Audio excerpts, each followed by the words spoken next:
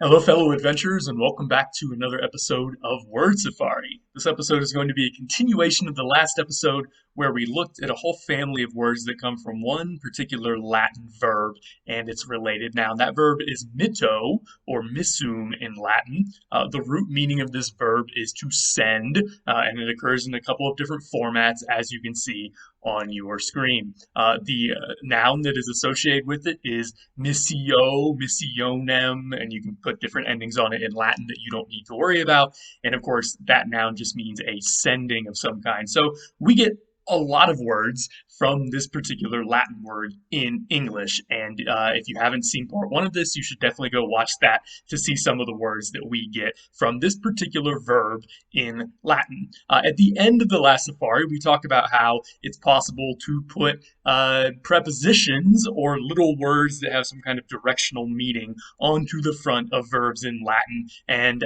kind of come up with new verbs. We do this in English as well. Most of the Indo-European languages do this in some way, but Latin loved to do it. Latin did it all the time, and it would form compounds to this mitto verb or missum verb. Again, it could look like either form depending on what form of verb it was, and you could come up with new words, and we borrowed a lot of these compounds into English. At the very end of the last safari, we looked at one particular compound just as kind of a teaser for what we were going to be talking about in this episode. That compound was admitto or admissum, where you added the Latin preposition ad, which is something we have looked at in a previous episode. It means to or into, and you get words like admit or admission or admissible in English from this particular compound word in Latin, ad plus mitto or ad plus missum. And again, we went over all of this in the previous safari if you missed it. Now, for the rest of this episode, we're going to just look at new compounds, more compounds that do this exact same thing. In other words, they're going to be just like ad mitto, but we're going to put a different preposition there on the front of the word mitto or missum. So let's dive in and start looking at these.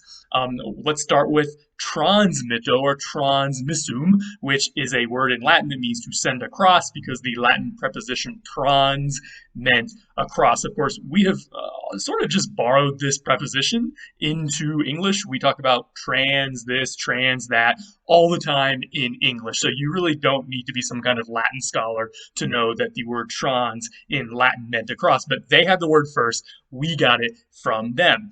So you could put trans on the front of mitto or missum and get words, of course, like transmit. You probably saw that coming. The literal meaning of transmit is to send across. Now, what does that mean to send something across? It means to send it across a boundary between one person and another. Of course, there are multiple things that you can transmit in the world, and we don't need to go through all of them, but you can transmit a message, you can transmit a disease. Those are probably two of those popular, or maybe popular is not quite the right word in the case of diseases, but in any case, two of the most common things that you can transmit, right? Then the noun that goes with this, of course, is transmission. A transmission can just be an instance of sending across the transmission of certain diseases, for instance. But of course, we also use this as a particular noun for a particular part in a car, for instance, that transmits power from the engine to the wheels, and that's why it's called the transmission. It is the thing that does the transmitting. It is the thing that sends something across some kind of boundary between point A and point B, or part A and part B of the car. So once you see this, you can see how it works, and it's pretty simple. Let's go on to another compound in Latin that is pretty simple once you see it. The Latin verb emitto, emissum. That thing on the front, that E on the front, is actually another preposition in Latin. This is the Latin preposition a, which sometimes is spelled with an X, so you might recognize it more as X than as a. A lot of times the X would drop off when it was attached to something with a consonant coming after it because it was easier to say emitto than ex-mitto. Same word, same thing, so we're dealing with X here. X or A meant out or out of or from or something like that. So to emit, which just is coming from this Latin verb, of course, just means to send out. If you emit something, you're sending something out from your body, from a car, from whatever. That's what it means to emit, right? And of course, the noun that goes with that is emission. Emission is the process of sending out something, whatever it is, from car, body, whatever. You could emit a lot of different things, as we know, and we talk about emissions in various different contexts all the time in our modern world. But this word goes all the way back to Latin, even though it's a very modern word that we use all the time. Once you know the Latin parts of this, you can break it down, and you know exactly what it means if you have any trouble remembering it. Okay, what's another Latin compound that we have in English today that comes from mitto or missum? How about permitto, permissum? This was a compound, a word in Latin that meant to send through or to let pass. Because if you think about it, if you're sending something through or someone through, you're letting it pass. That's kind of the same thing, right? The Latin preposition per meant through, as you probably could have guessed from the meaning of the compound permitto or permissum. So per in Latin means through. We get words like, of course, permit or permit from that in English. Now, permit as a verb means to allow. And of course, there's a metaphorical meaning here. If you let something through your defenses or your mind saying it's okay, then you have permitted it, right? And so you can see how a verb that means to let through came to mean a little bit metaphorically to allow, but this was already happening way back in Latin.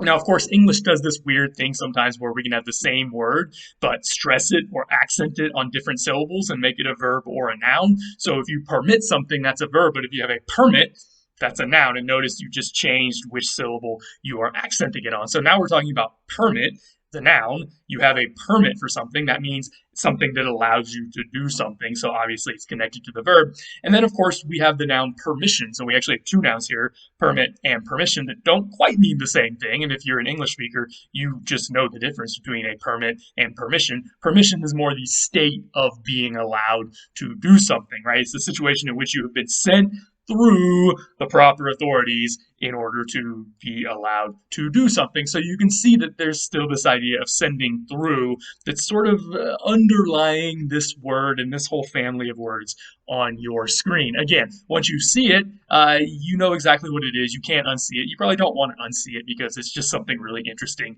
to learn about, seeing the order that is lying just under the surface of our English language. In this case, thanks to Latin. Let's keep going. What's another Latin verb? Dimitto, dimissum, meant to send away. The thing that's being put on the front of that is the Latin preposition dis, which means apart or away. In Latin already, the S had fallen out because they thought it was hard to say dismitto, so they just said dimitto and actually lengthened the I before the S to make up for it. But in English, we have oftentimes put the S back on in analogy to other words that have dis on them. So for instance, in a word like dismiss, we've actually put the S back in there, even though in Latin it was not there. So what does it mean to dismiss? It just means to send somebody something away. So you can see that that fundamental idea there in Latin of sending away is still there in the English compound today. Now, there's different kinds of dismissing in English today.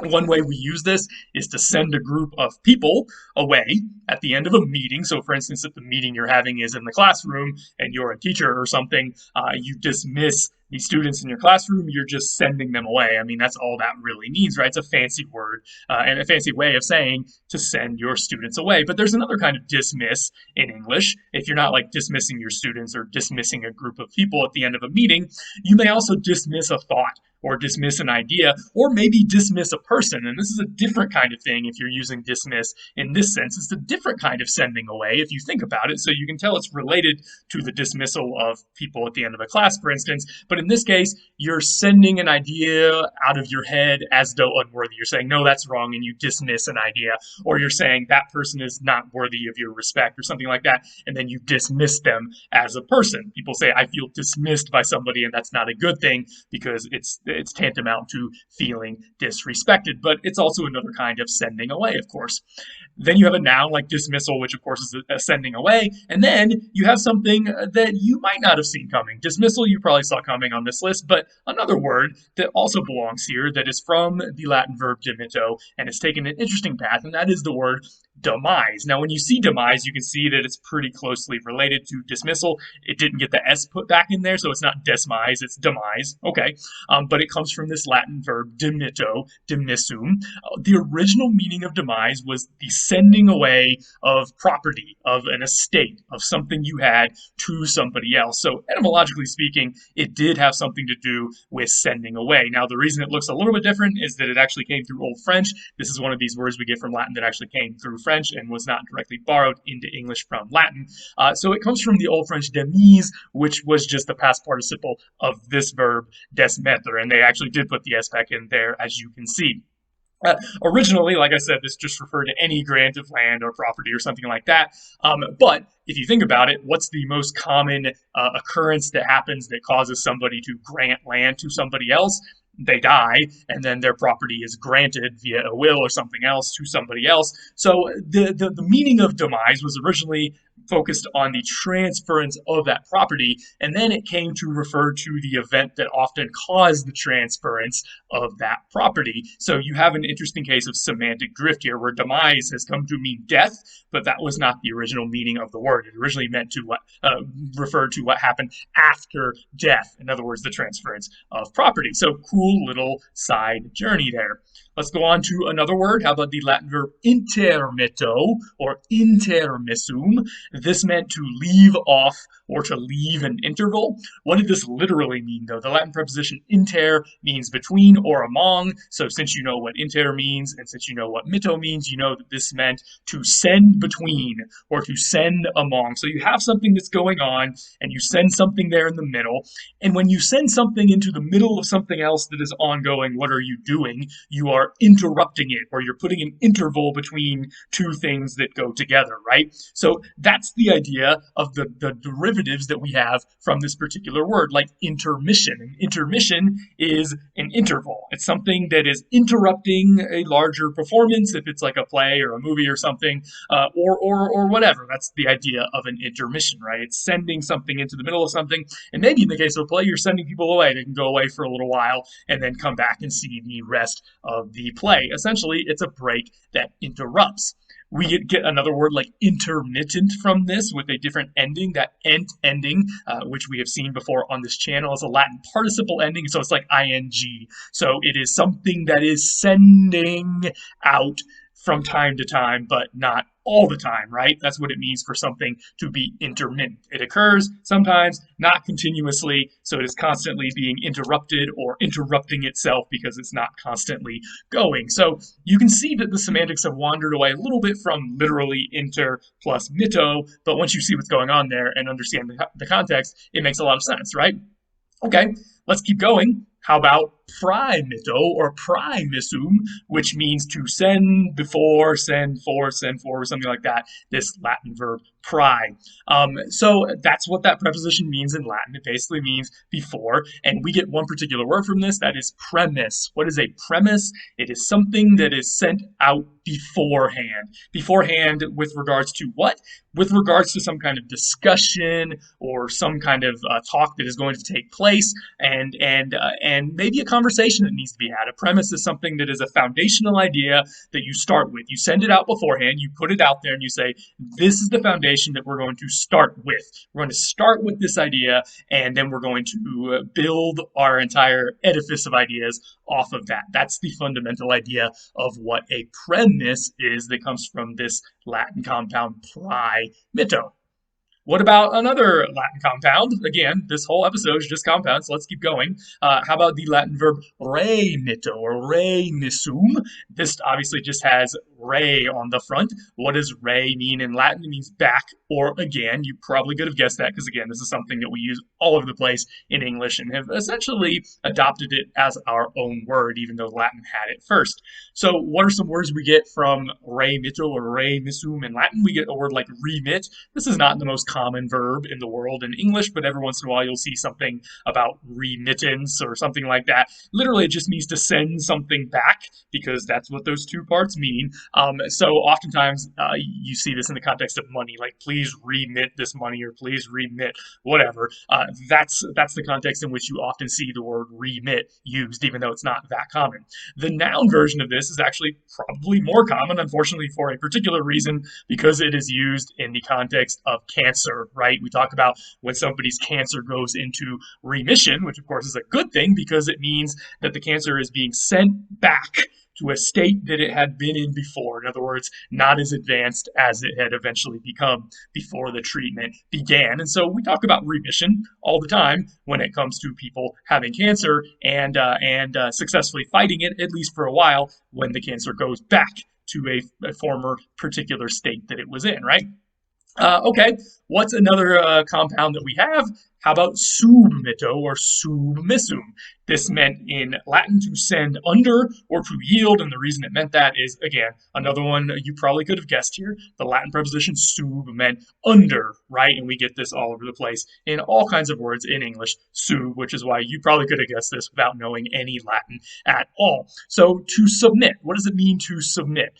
If you're doing it, it means to put yourself under the authority of somebody else. You're sending yourself, your status, under somebody else's, and that's essentially what it means to submit. But of course, there's another meaning of the word submit. If anything, it might be more common than the first one, and that is, what do you do in school? If you go to school, if you go to class, and your teacher asks you to write an essay, how do you give it to them? What's the technical word you use when you turn in your work? You submit your work to the teacher or to the professor. Why is that called submitting? That doesn't mean you're worshiping the professor or something like that, but what you're doing is you are sending some kind of work or essay or whatever it is to them, and you're saying you have authority over this essay to grade it and to look at it and to tell me what's wrong with it, etc., etc., etc. So submit can also mean to send something under the authority of somebody else for review, even if you're not necessarily submitting, obviously, to them yourself in some kind of ostentatious authority type way, right?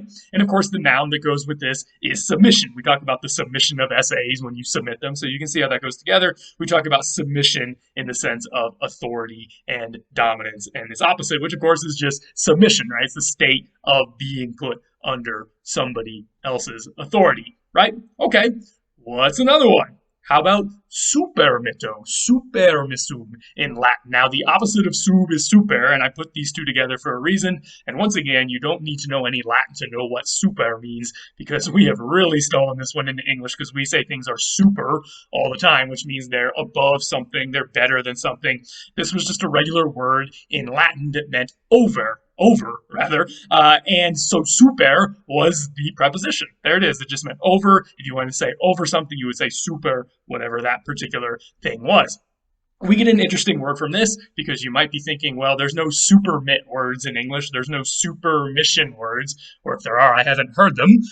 But we do get one word from this that comes through French, so it's a little bit disguised, and that is the word on your screen here, which is surmise. Now, in French, the Latin preposition super became sur, and they still have it in French today. It comes from super. They dropped the P, they ran the vowels together, and that's how you get sur from super. Okay, same word, just evolved through French, and that's the sur on the front of surmise, which we borrowed from French. The original meaning of surmise was to send an accusation onto somebody, and that's the idea of sending onto that you get with super plus the miss root there. Again, this comes from a participle of this verb in Old French, surmettre. Originally, this was a formal legal term, so to bring a charge against somebody. If I surmise something against you, I'm officially putting a charge against you. I'm saying, I think you did this. I'm going to charge you with this. But of course, today in English, we don't necessarily use the word surmise as any kind of official legal term anymore. You can just surmise things willy-nilly on the side. If you surmise something is the case, you're guessing it's the case, you're inferring it's the case, you're suspecting it's the case. So we don't really have the idea of necessarily putting a charge onto somebody anymore, but that is the way the semantic evolution happened from the original meaning of supermitto, which just meant to send something onto somebody, to our idea of guessing or suspecting that we have in English today. How about another one? This is an interesting one. How about omitto? omissum. In Latin, this meant to let go or to let fall, but you're probably wondering what's going on with this O at the beginning, because that's going to be the key to figuring out how the basic root meaning here. This actually comes from the Latin preposition ob. Now, personal note, ob is my favorite Latin preposition because it is so complicated, and if you look it up in the Latin dictionary, you are not going to get a great definition of it. This is what I tell people ob means, because I think it really gets to the core of what ob means. Ob means in the way of, and all of the other meanings that you're going to see in different Latin dictionaries really come from that core meaning of the Latin preposition ob. In the way of something. That's what it really means to be ob something in Latin. So if you ob mitto, and by the way, the B is gone. They didn't want to say ob mitto. They just dropped the B. So it is ob, but it just looks like O. So don't worry too much about that. So if you ob mitto something, literally what are you doing? You are sending something in the way of it. And what does it mean if you send something in the way of something else? It means there's now something blocking your view, or maybe your metaphorical mental view of something, and therefore you don't remember it, or you neglect it, or you're not thinking about it. That's the fundamental meaning of what it means to omit. In other words, omit something. In English today, we still have this idea. If you omit something, you're leaving it out because something has been sent in the way of that other thing. And so you either forget about it or you neglect it, even though maybe you should have remembered it, right? There is that idea of omit, that maybe it was something you should have remembered, but then something got in the way. As we all know happens in our brains from time to time. We should have remembered something, something got in the way, we don't remember it anymore. That is the literal meaning of omission, as the noun is. The verb is omit, of course, the noun is omission. So it really makes sense when you sort of dig deep into the fundamental meaning of what this Latin preposition ob meant, and then you put it together with mitto. And it makes a lot of sense when you omit something, why that word means that particular thing. Okay, let's keep going. We only have a few more here. I know there's a lot of prepositions. And by the way, I hope you're learning some really cool facts about Latin prepositions here as we are going, because that's a cool side effect. I don't know if that's the right term, but that's a cool side effect of watching this video. You get to learn a lot of Latin vocabulary, not just for the purposes of Latin, but because you're going to see this vocabulary all over English once you know to look for it. Okay, what about the Latin verb committo or commissum with two M's there, which means send together? What is this comb? Well, it's just an assimilated version of cone. Cone is a word in Latin that means with or together, and the N would become an M before other sounds like M. So that's all that's really going on there. We have talked about assimilation some on this channel in the past. So if you committo, which then changed to committo, you are sending together. That's the literal meaning of committo. But already in Roman times, this verb came to have a lot of different meanings that all flowed from this idea of sending together. So if you're sending something together with something else, that means you're giving it to them. And if you're giving it to them, it probably means you trust them. You probably wouldn't commit or send something together with somebody, whether it's mail or whether it's whatever you're sending with them. And that's how the mail worked back then in Roman times.